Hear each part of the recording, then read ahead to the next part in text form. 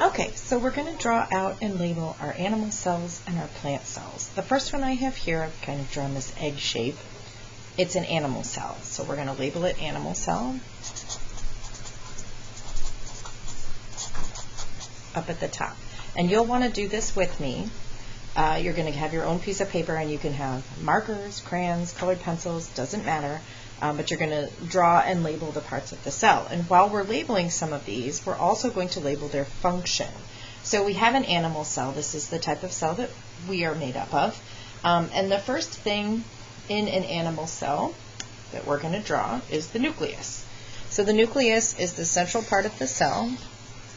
And I'm going to label with my black marker here. Now, the nucleus is where all of the DNA is held within the cell. And even more so, inside the nucleus, we have something called the nucleolus. Go with Christmas colors here. So this right here is going to be the nucleolus, which is just the central part of the nucleus where the DNA is actually held. So like this.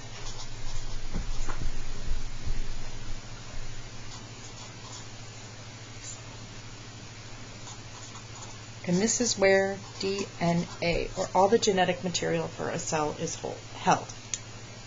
Now, around that nucleus, we have something called a nuclear membrane. So I'm going to draw around the outside. Probably shouldn't have picked pink. That's all right.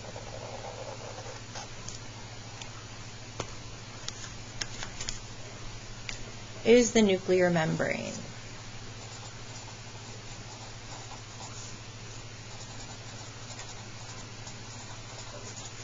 And as with all membranes, this acts as a barrier. It keeps things out and it lets things in.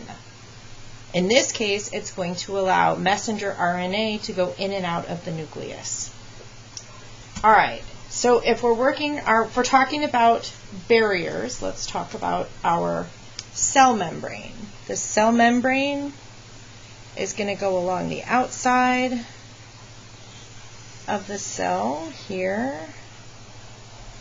Now this is fluid and it allows for movement. So animal cells are not rigid. So the green is the cell membrane. And again, it's going to be a barrier. So now we have things called organelles. Organelles are the smaller parts that make up a cell.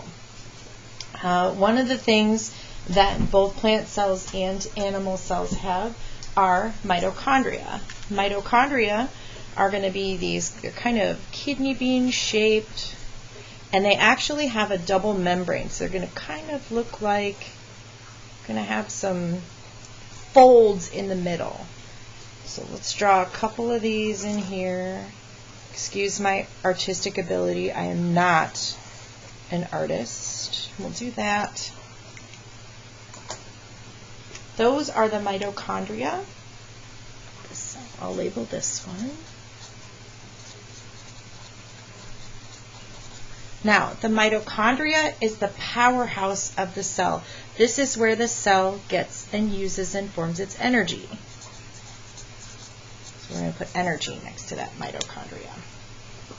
All right.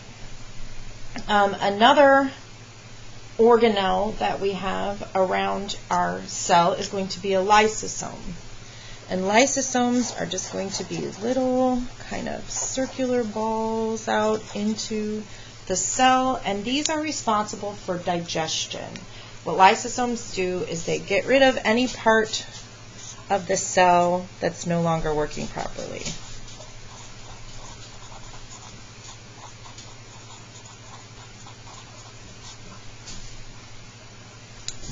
Okay, so they're going to kind of break down old cell parts and old proteins that are no longer functioning properly.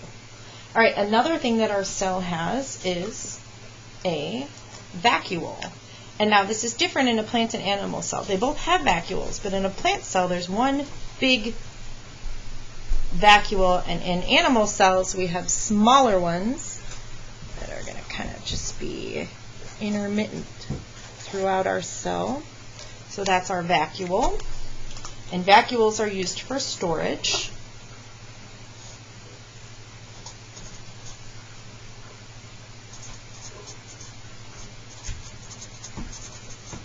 It'll store water or nutrients, anything that a cell needs to temporarily store away.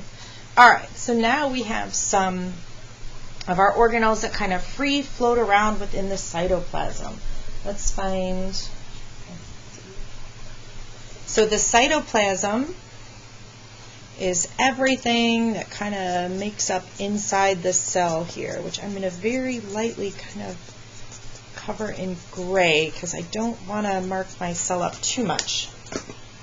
But the cytoplasm is the jelly-like material inside of the cell.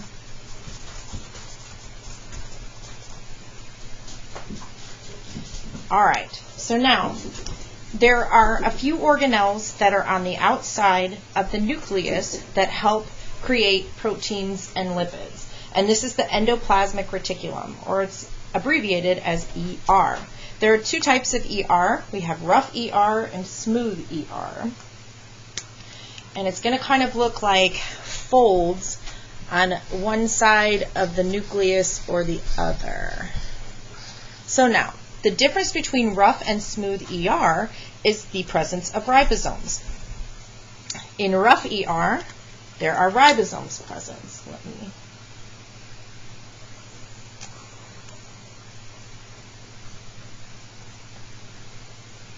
So I'm going to put my little dots on here. I'm going to call those my ribosomes. So we've got rough ER, rough endoplasmic reticulums, and we have smooth ER. So rough ER makes proteins. Smooth ER makes lipids or fats. Now, the ribosomes aren't just found on the rough ER. They're actually going to be found all over the cell. So I'm going to put those, I know I made them blue, but that's the same color as the, that's all right. I'll use the same color. So we're going to have some ribosomes kind of intermittent throughout our cell, kind of in groupings out here. Those are our ribosomes.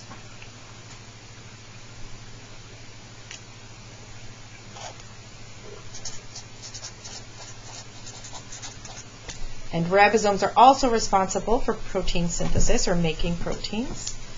The other thing that we have outside of our cell that also helps with proteins is called the Golgi body, or the Golgi apparatus. And this, again, is going to be folds of an organelle that's responsible for manufacturing and kind of packaging those proteins. So it's responsible for packaging and transporting those proteins. I apologize, let me get my... So this is the Golgi body. So it transports proteins.